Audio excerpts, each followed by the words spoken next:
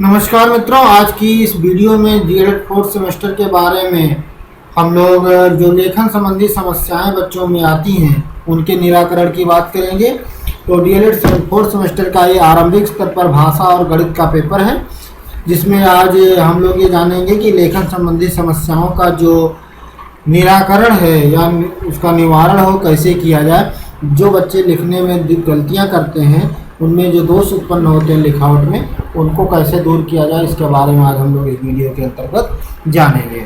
तो सबसे पहली बात आती है कि जो बच्चे छात्र छात्राएं क्लास में बैठते हैं, वो कहीं न कहीं कभी ऐसा होता है कि पर्याप्त दूरी बना के नहीं बैठते हैं, तो यानी कि बैठने के पर्याप्त स्थान वहाँ पे नहीं होती है। तो अगर पर्याप्त स्थान नहीं होगा बैठने के लिए, तो उनको लिखने में भी असुविधा होगी, सही से लिख नहीं पाएंगे। कहीं किसी का हाथ लग जा रहा है, कहीं को शरीर छू जा रहा है, तो उससे उनके हाथ कहीं हिल गया तो उसकी जो लिखावट है कहीं न कहीं इसमें दोष उत्पन्न हो जाता है। तो सबसे पहले ध्यान ये रखना है कि जो छात्र छात्राएं क्लास में बैठे हैं, उनके क्लास में बैठने की उत्तम व्यवस्था हो, जिससे पर्याप्त दूरी बने और उस दूरी के साथ वो क्लास में बैठे। और जो कुछ बच्चे जो होते हैं वो झुक के बहुत ज़्यादा बैठ जाते हैं, टेबल पे बेंच पे बैठे हैं और बहुत ज़्यादा अपने आप को झुका लेते हैं। तो शरीर की एक ऐसी सिचुएशन बना के बैठें जिससे कि वो कहने का तात्पर्य है कि जो बैठने का तौर तरीका है, चाहे वो दूरी का मामला हो, चाहे वो झुक के बैठने का हो, बैठने का तौर तरीका सही होना चाहिए। दूसरी चीज़ आती है वर्तनीय शुद्धियों का निरंतर अभ्यास करना चाहिए। जो वर्तनी है, जो हम लोग वर्ड शब्द लिखते हैं, उसमें क्या होता है कि कहीं कहीं हम पढ़ते कुछ हैं, लिखते कुछ हैं। तो बच्चे उसको पढ़ के जो अशुद्धियाँ हैं वर्तनी की, लिखने की, उनको सही करें। जैसे कुछ भी लिखते हैं तो उसको गलत लिख देते हैं, तो गलत ना लिखने के बजाय उसको सही से लिखें। वर्तनी जो भी है उसको सही से लिखें, शुद्ध लिखें और उसका निरंतर अभ्यास करते रहें। यह ऐसा ना हो कि आज लिखें और उसका अभ्यास करें ना, कल को खुद भूल जाए। तो ये जो है वर्तनी संबंधी जो भी अशुद्धि है, उसको निरंतर अभ्यास के द्वारा भी हम अपने लिखावट में, अपने लेखन में सुधार कर सकते हैं। अगली जो बात आती है वो पढ़कर लिखने की बात आती है। देखा गया है अक्सर बच्चा जब पढ़ के लिखता है तो उसको पढ़ने में भी कंठस्थ भी होता है और उसके लिखावट, जो चीज़ पढ़ता है वही चीज़ फिर लिखता है। वो पढ़ के लिखने की ये क्रिया चलनी चाहिए। इसमें लिखने संबंधी जो भी समस्या होती है उसमें शून्यता आती है या कमी आती है, या उसको विकार को दूर किया जा सकता है अगर वो बच्चा पढ़ के लिख रहा है तो। अगली बात आती है इसमें अक्षरों की सुंदरता और सुडौलता का आदर्श प्रस्तुत किया जाए। एक चीज़ ये भी है कि जो कोई हम हैं, आप हैं, यदि किसी अक्षर को लिखते हैं सुंदरतापूर्ण, कोई कलाकार देखते हैं आप लोग लिखता है तो उसको जो सुंदर लगता है, आकर्षक लगता है, तो अपने को भी दिल से ये होता है कि उसको हम भी ऐसा करें, हम भी ऐसा, क्या हमसे ऐसा नहीं हो सकता, क्या हम ऐसा लिख नहीं सकते, ऐसे भाव मन में उत्पन्न होते हैं। तो हम खुद, अध्यापक खुद खूब अच्छे से सुंदर लिखावट में बोर्ड पे लिखेगा तो बच्चे भी उस अच्छे से लिखावट में लिखने की कोशिश करेंगे। उनको ये चीज़ आदर्श प्रस्तुत करना चाहिए उन शिक्षकों को कि सुडौलता से, सुंदरता से लिखें, जिससे बच्चे भी उनका अनुकरण करें। ये चीज़ इसी में हमने बता दिया आपको कि लेखन को कला मानकर, यानी कि जो कलाकार होता है वो शब्दों को क्या करता है, लिखता वो भी है, वो भी वही चीज़ लिखता है जो चीज़ आप लिखते हो, लेकिन क्या है उसमें एक कलाकारी होती है, उसमें एक अलग भाव होता है देखने का, करने का। इसलिए उसकी कला को लोग उसकी कला को पहचान कर उससे ही लिखवाते हैं। आपने देखा होगा तमाम जगहों पे बोर्ड पे हम पेंटर को क्यों बुलाते हैं, क्योंकि उसमें कला होता है, कार्य करने की कार्यशैली होती है, क्षमता होती है। इसलिए हमें जो है कला को, लेखन को एक कला मानकर उसका निरंतर अभ्यास और अनुकरण बच्चों से कराना चाहिए। अगली बात आती है छात्रों की जो रुचि हो, जिस सब्जेक्ट में रुचि हो, जैसे उसको मान लिया अंग्रेजी में रुचि है, हिंदी में रुचि है, जिस भी सब्जेक्ट में रुचि हो उस सब्जेक्ट के अक्षरों को लिखाया जाए। जैसे मान लिया अंग्रेजी का वर्ड है, अंग्रेजी का शब्द है, अगर कोई छात्र है अंग्रेजी में लिखना पसंद करता है, उसको अंग्रेजी की लिखावट को अच्छा कराया जाए, अच्छा बनाया जाए। तो उसको क्योंकि अंग्रेजी शब्द पसंद है इसलिए उसको अंग्रेजी के शब्दों में लिखाया जाए। जिसको हिंदी के शब्दों को अच्छे से लिखने का मन है या हिंदी में उसकी दिलचस्पी ज़्यादा है, उसको क्या किया जाए, हिंदी के शब्दों में भी उसको शब्दाभ्यास कराया जाए। अगली चीज़ आती है कि शब्दों और अक्षरों को सुडौल बनाकर उनमें गति का विकास करना। जो गति होती है अक्षरों की, उनमें एक गति का विकास किया जाए। अक्षरों को लिखने का जो उनमें पता चला कि कभी कभी क्लास में इमला बोला जाए या कुछ बोला जाता है तो बच्चे उसको लिख नहीं पाते, तो उनमें एक गति का भी विकास करना है कि सुंदर लिखने के साथ साथ उनमें एक गतिशीलता भी आए, उनकी गतिशीलता को भी विकसित करना है। अगली बात आती है कि गति के साथ साथ अक्षरों को लिखने के लिए भी उनमें जो एक रूपता है उसको लाना बहुत ज़रूरी है। शब्दों की जो एक रूपता है, यह कहने का तात्पर्य यह है कि जो शब्द लिखे जा रहे हैं उनमें एक रूपता हो, एक जैसे अक्षरों को लिखा जाए। जैसे जो हमने जैसे यहाँ पे लेखन लिखा हुआ है, तो इस लेखन का जो अक्षर है, शब्द है, लगभग एक समान है, एक जैसा है। इनकी लंबाई मतलब चौड़ाई जो है एक जैसी हो। ऐसा ना हो कि हम लिख रहे हैं ला छोटा लिख रहे हैं, खा बड़ा लिख रहे हैं, फिर ना जो है उसको छोटा लिख रहे हैं, इस तरह से नहीं। उसमें जो गति है, जो एक समांतर गति चल रही है, उन गति के साथ साथ उनमें एक रूपता भी आनी चाहिए जो देखने में अच्छा लगेगा। इस गति के साथ शब्दों और अक्षरों में एक रूपता लाने से भी लेखन समस्या का निवारण हो जाता है। इस तरह से हमने देखा कि इस लेखन संबंधी समस्या में ये 6-7 बातें जो हैं आप इनको ध्यान रखें तो बच्चों में लेखन संबंधी विकार को दूर किया जा सकता है। गति से संबंधित जैसे मान लिया एक रूपता से संबंधित बात अगर आ जाती है तो एक रूपता के जैसे आजकल मार्केट में बाज़ार में शुक्ललेख या सुलेख की पुस्तकें आ गई हैं जिनमें बच्चों को उचित दूरी के हिसाब से उसको शब्दों को पहले उकेरा जाता है डॉट बिंदुओं से, उसके ऊपर से बच्चा उसका निरंतर अभ्यास करता है, तो उससे उसकी सुडौल और आकर्षक लिखावट भी बनती है और उसमें सुंदरता भी आता है और उसमें एक रूपता को भी लाने का प्रयास उस सुलेख के द्वारा किया जाता है। तो इस वीडियो में हम लोगों ने ये देखा कि इस समस्या का, लिखने संबंधी समस्या का निवारण यदि करना है तो हम इन बिंदुओं को ध्यान में रखेंगे तो उसमें लेखन संबंधी दोष को दूर किया जा सकता है। किसी भी बच्चे में लेखन संबंधी दोष को दूर किया जा सकता है।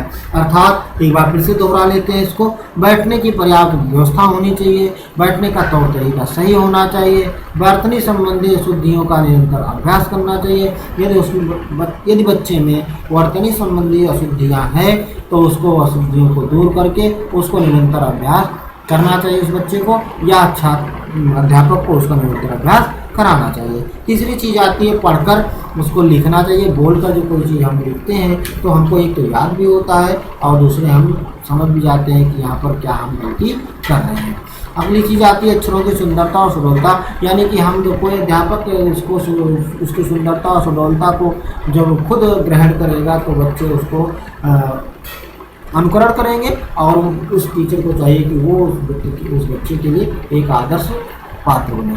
और लेखन को एक कला मानकर उसकी सजावट कर करके उसको अच्छे से लिख के एक कला मानकर उसको निरंतर अभ्यास करना चाहिए और उसका अनुकरण करना चाहिए। ये ध्यान रखना चाहिए कि बच्चों की जो रुचि जिस सब्जेक्ट में हो उसी सब्जेक्ट के शब्दों को लिखवा कर उनका मनोबल बढ़ाया जाए। अगला शब्द है, अगली बात है या अगला बिंदु है कि शब्दों और अक्षरों को सुडौल लिखवाकर या लिखकर उसमें गति का विकास किया जाए।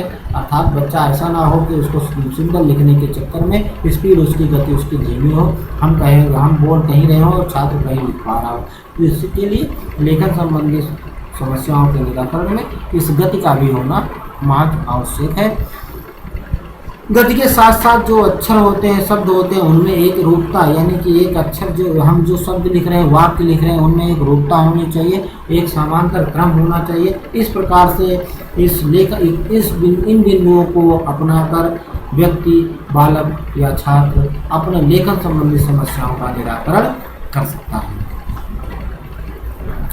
आइए देखते हैं कि अव्यक्ति संबंधी समस्याएं क्या आती हैं। अभिव्यक्ति जैसा कि आपको पता ही है कि अभिव्यक्ति का मतलब है कि अपनी बात को बताना या समझाना या उस अपने मनोभावों के द्वारा सामने वाले को अपनी बात को समझाना या बताना। तो अभिव्यक्ति मूलतः दो तरह से होती है, लिखित और मौखिक। एक तो हम किसी चीज़ को लिख के कह सकते हैं, बता सकते हैं, और दूसरी चीज़ क्या हो सकता है कि हम मौखिक कह सकते हैं। सांकेतिक भी कह सकते हैं, लेकिन संकेत तो आमने सामने ही होगी, और मौखिक भी आमने सामने। लिखित तो कहीं भी किसी भी दूर दराज क्षेत्र पर भी व्यक्ति को लिखित चीज़ का आप अपनी बात लिखित के द्वारा दूर बैठे व्यक्ति को भी पहुंचा सकते हो, बता सकते हो, चाहे वो प्रिंट मीडिया हो, इलेक्ट्रॉनिक मीडिया हो या फिर कोई और तरीका हो। उसको आप लिखित अभिव्यक्ति ऐसी है कि उसको आप अपनी बात को दूर दराज तक पहुंचा सकते हो। तो अभिव्यक्ति दो प्रकार की हो गई, लिखित और मौखिक। लिखित अभिव्यक्ति को लिखकर व्यक्त करते हैं और मौखिक अभिव्यक्ति को बोलकर व्यक्त करते हैं। तो इसमें लिखित अभिव्यक्ति की जो समस्याएं हैं वो कौन कौन सी हैं, आइए हम इसको देखते हैं। अब बात आती है कि मौखिक अभिव्यक्ति की क्या समस्याएं हैं, कि मौखिक जो मुंह से बोलते हैं हम लोग, अपनी बात को व्यक्त करते हैं, उसमें क्या क्या समस्याएं मूलतः उत्पन्न होती हैं। आइए इस वीडियो में या इस क्रम में हम लोग आगे इसको जानते हैं। तो सबसे पहली चीज़ आती है कि किसी चीज़ को सही क्रम में व्यक्त ना कर पाना।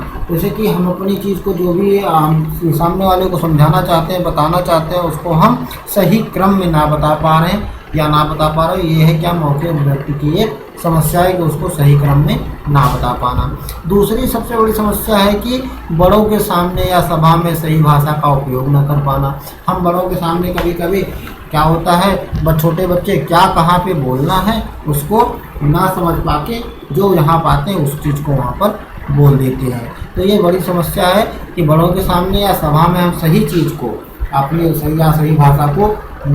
सही भाषा का उपयोग नहीं कर पाते हैं। कहाँ पे किस भाषा का किस तरह से उपयोग करना है इसकी समझ का ना हो पाना भी एक मौखिक अभिव्यक्ति की समस्या है। अगली बात है कि जो शुद्ध और उचित भाषा है उसका पूर्ण वाक्य ना बना पाना। जो शुद्ध भाषा है या उचित भाषा है उसको हम पूर्ण रूप से अच्छे से वाक्य नहीं बना पाते हैं। आप लोगों ने देखा होगा कहीं कहीं पर किसी एप्लीकेशन को एक बार में देखने पर ही उसके ऑफिसर या जिसके सामने हम अपने एप्लीकेशन को प्रस्तुत करते हैं, एक ही बार में वो उससे आकर्षित हो जाता है और उस पर तुरंत कार्रवाई कर देता है। किंतु कुछ एक भाषा सही ना होने से कुछ एप्लीकेशनें ऐसी पड़ी रहती हैं और व्यक्ति जान जाता है कि नहीं इसको उतना उचित ज्ञान नहीं है, तो उसको सही से कार्य ना कर पाना भी उसमें एक समस्या आ जाती है। उसको सही और दिशा भी नहीं मिल पाती है उसमें। इसलिए जिस शुद्ध और उचित भाषा का पूर्ण ज्ञान है, पूर्ण वाक्य बन रहा है, तो कहीं पर कोई भी आवेदन करने में निश्चित तौर से हमें वहाँ भी सुविधा होती है।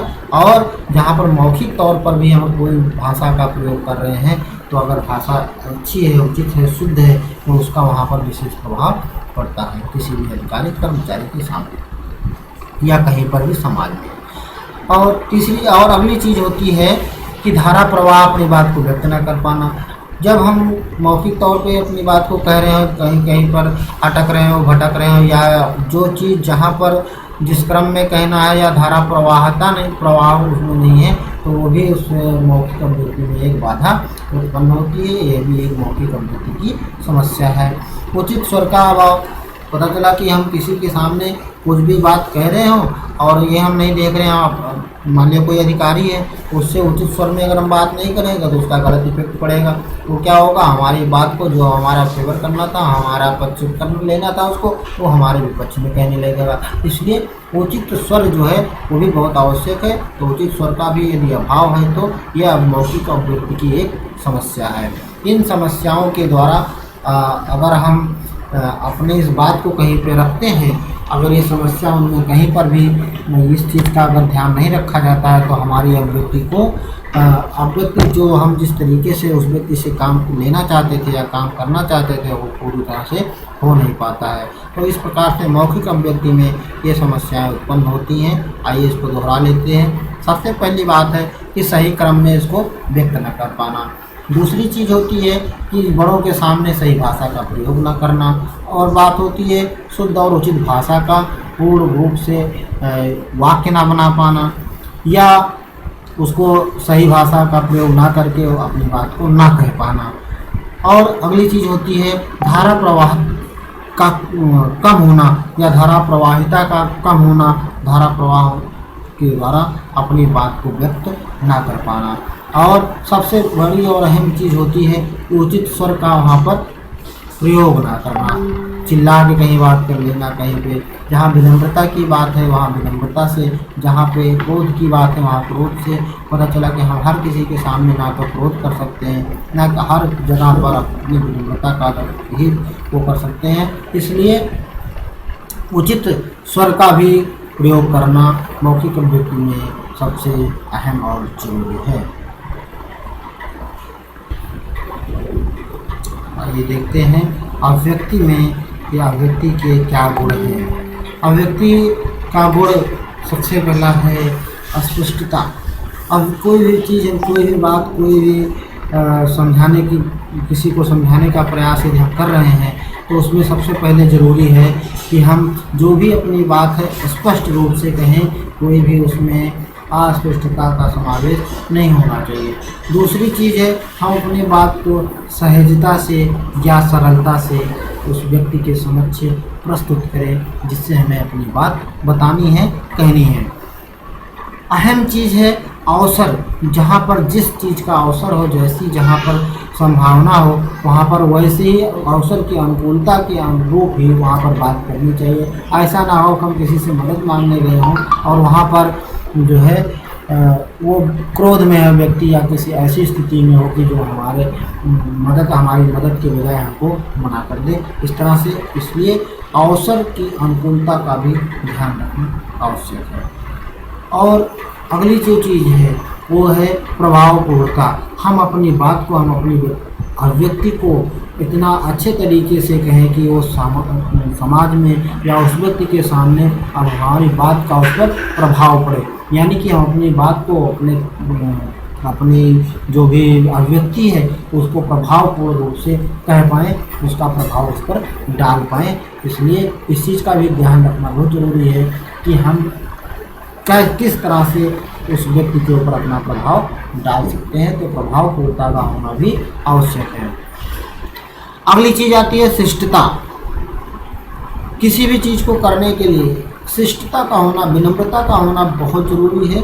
यदि आप में शिष्टाचार नहीं है, विनम्रता नहीं है तो वो हम या आप जो है अपने अभिव्यक्ति को दूसरे के सामने कहते हुए भी उसका कोई प्रभाव उस सामने वाले व्यक्ति के ऊपर नहीं पड़ेगा। अगली चीज़ है व्याकरण सम्मत। टूटी फूटी भाषा का प्रयोग ना करके जो व्याकरण सम्मत भाषा हो, जो अच्छी भाषा हो, जो सुनने में अच्छी लगे, सरल लगे, ग्राह्य लगे, उस ऐसे भाषा का जो है प्रयोग करना चाहिए, यानी कि व्याकरण सम्मत भाषा का प्रयोग करना चाहिए अपनी अभिव्यक्ति में। अगली चीज़ है स्तरानुकूलता, यानी कि हम किस लेवल पे किससे बात कर रहे हो। जैसे किसी अधिकारी से बात कर रहे हैं तो किस लेवल के अधिकारी है, हमें उस लहजे में उस स्तर पर बात करना है। तो स्तर की अनुकूलता अभिव्यक्ति में बहुत ज़रूरी है। किसी अधिकारी से बात कर रहे हैं, किसी चपरासी से बात कर रहे हैं, चपरासी से बात कर रहे हैं तो कहीं मान लिया उसको ऊँची आवाज़ में भी बात कर दिया तो उसको शायद बुरा उतना ना लगे, लेकिन किसी अधिकारी से अगर हम ऊँची आवाज़ में बात कर लेंगे तो हमारा प्रभाव गलत पड़ेगा। तो इसलिए यहाँ पर स्तर अनुकूलता होना बहुत ज़रूरी है। अगली चीज़ आती है स्वाभाविकता, यानी कि हम अपनी बात को, हम जब कोई बात कहने जा रहे हैं, अपनी अभिव्यक्ति करने जा रहे हैं, उसमें क्या होना चाहिए, स्वाभाविक होनी चाहिए, सही होनी चाहिए, उसमें किसी प्रकार की कोई कमी या कोई दोष नहीं होना चाहिए। इस प्रकार से हम जो है इन बातों को ध्यान में रखते हुए, अपने इन चीज़ों को ध्यान में रखते हुए अभिव्यक्ति अपनी अभिव्यक्ति को दूसरे तक पहुंचा सकते हैं और उससे सम्मान पा सकते हैं।